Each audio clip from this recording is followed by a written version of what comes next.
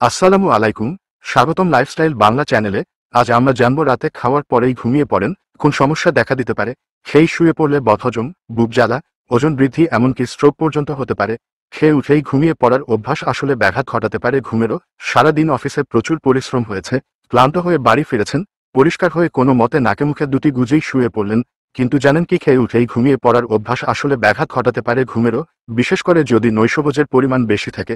পুষ্টিবিদরা বলছেন, রাতে খাওয়া ও ঘুমানোর মধ্যে অন্তত 3 ঘন্টার ব্যবধান থাকা উচিত।